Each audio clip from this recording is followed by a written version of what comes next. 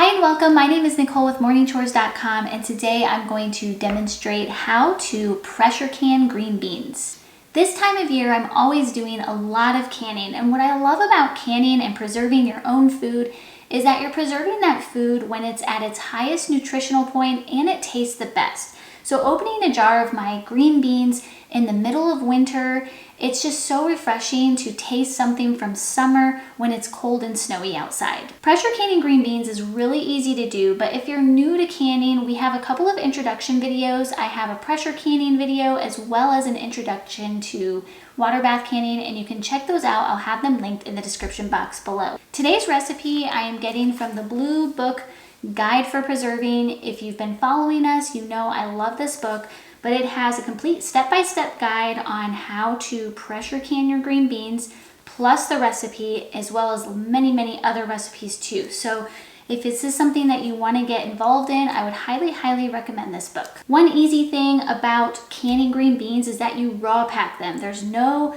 preparatory work as far as cooking the food or anything like that. You're literally just packing those green beans in the jar, adding your salt and water, and then following the pressure canning instructions. So I'm gonna go ahead and gather all my supplies and then we'll get started.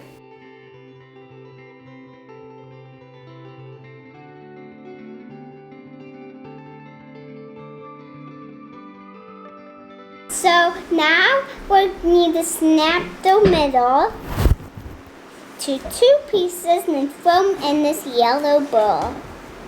Now we need to snap the other ends in the bad bowl. And those are the bad spots. These in the blue bowl. And you get the good ones in the yellow bowl.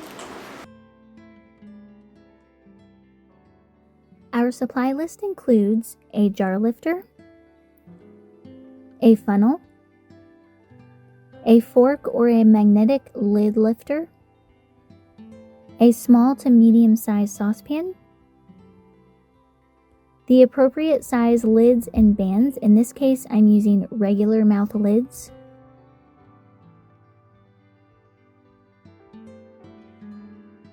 of course your glass canning jars. Make sure that they are clean and they have no nicks or cracks, water,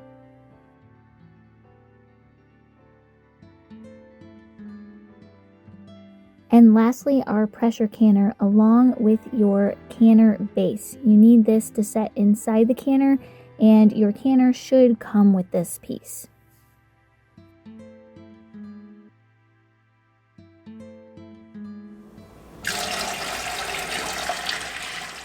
The first step is to fill your canner with 2 to 3 inches of water.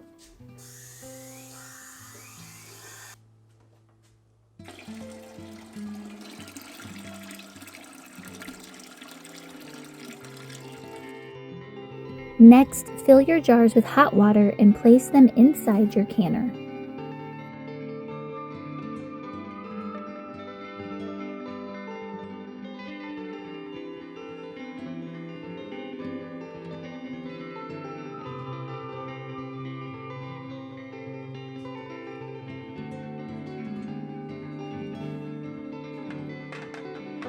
Place the lid on top of the canner, but do not lock in place, just set on top.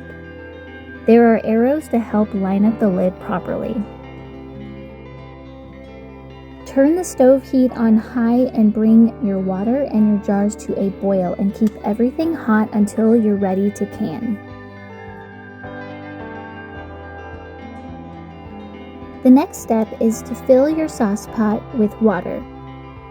Place lids in bands in your pot of water and set the heat on medium.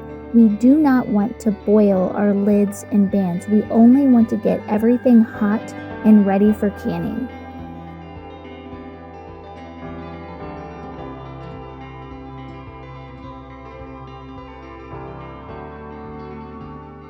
As you can see, the water is starting to bubble. We don't want to boil the lids and bands. We just want to get them hot. And since my canner's not quite ready yet, we're gonna go ahead and just turn this down to low. And we'll keep it there until we're ready to use them.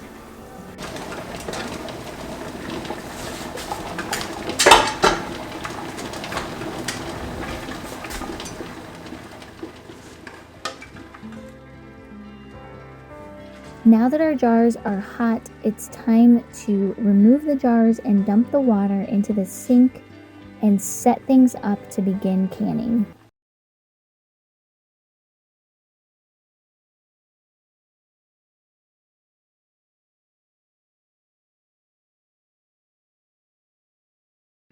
Now that our beans are snapped, washed, and we have all of our supplies ready to go, it's time to fill our jars. I really like to pack the beans in as best as I can, and then once that's finished, fill your jar 3/4 of the way with boiling water. Add 1 teaspoon of sea salt to each jar. Using a knife, or you can use a bubble remover, remove the air bubbles.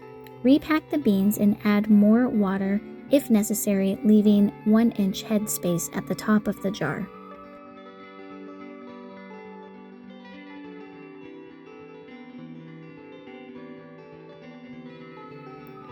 Wipe rims of jars with a clean cloth to remove any residue.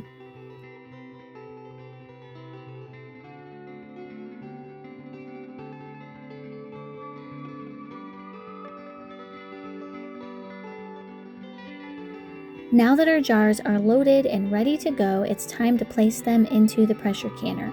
My canner fits about 9 jars on the bottom. Make sure the jars are evenly spaced out. Today I am double stacking, so first I place my tray on top of the bottom jars, and then I place my second round of jars onto that rack to finish it out on top. Lock the lid in place and turn the heat on to high.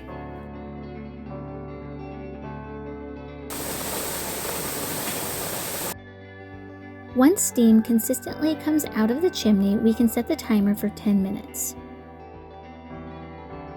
Our 10-minute timer went off, so now we can place the chimney cap on top of the chimney. Pressure will begin to build inside the canner. We want to reach 10 pounds pressure inside the canner. Alright, we have reached 10 pounds. In fact, we're a little past 10 pounds. So I'm going to turn the heat down. And like I said in the introductory video, you kind of have to learn your stove to figure out what temperature to keep it at in order to maintain your 10 pounds pressure. But because we're doing pints, we're going to keep this at 10 pounds pressure for roughly 20 minutes. And then we will be able to turn off our canner and move on to the next step.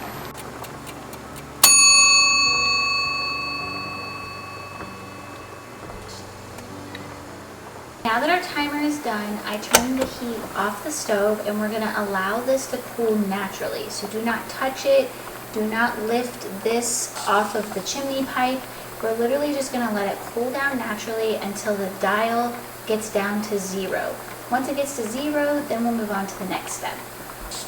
Our dial reached down to 0, so now what I've done is I set the timer for 10 minutes. We're going to allow it to sit for 10 minutes at 0 before I take the cap off of the chimney.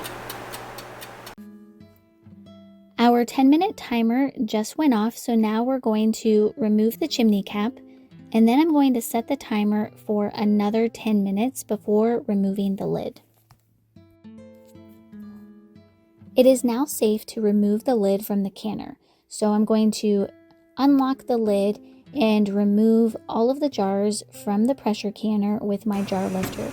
Please be careful because everything is really hot and it's very easy to burn yourself, so just go slowly and cautiously, and if you need to, wear oven mitts.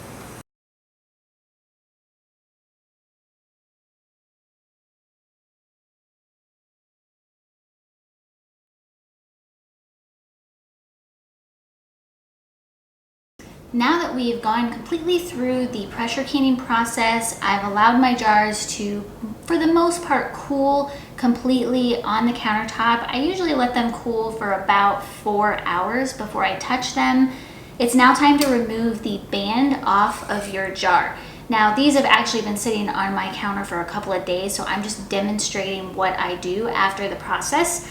But all you want to do is remove the band, and then you want to check the lid to make sure it's sealed. And there's 2 ways that you can do this. The first way is to look at the center of the lid, and it should be indented down. And it's very subtle, and once you start canning regularly, you'll get an eye for seeing this, but this should be slightly indented. You never want to push that down with your finger and then it goes down. That's not really a proper seal. It should have gone down on its own. So that's one way to check. The other way to check is I just take my fingers and I gently try to pull on the edge of the lid to see if it will just pop up, and it's definitely not. So I know for sure that this is sealed. You always want to remove the bands from your lids. You don't want to store them with the band on because bacteria could potentially grow in there, and we definitely don't want that. So once you've realized that your jars have sealed properly, I let them completely cool down then, so that they're literally room temperature. These are actually slightly cool. So I usually let them sit on my counter for 24 to 48 hours. And then once that process is done, then I go ahead and wash my jars with a cloth with soapy water. And the reason I do that is because during the canning process, you will get some food residue on the outside of the jar, and especially where these rims are near the top, sometimes food will get stuck in there, and you just want to make sure that the jar is completely clean before you put it in storage. We don't want to attract any animals or pests or bacteria. And then of course, once you have that done, you want to always label the top of your lid with the date, and you also want to write what's in the jar, because sometimes it's easy to forget. Some things look similar. For example, peaches and canned pumpkin look very similar on the shelf. Now, I feel like green beans are pretty obvious, but it's still good to name it, label it, just to be on the safe side. Thank you for joining me in today's video. I hope you found it helpful and encouraging. Be sure to check out those beginner's guide videos that I have in the description box below. Also, take the time to head over to morningchores.com where you'll find more information on home preservation, gardening, homesteading, and much more. Have a great day, and we'll see you on the next video.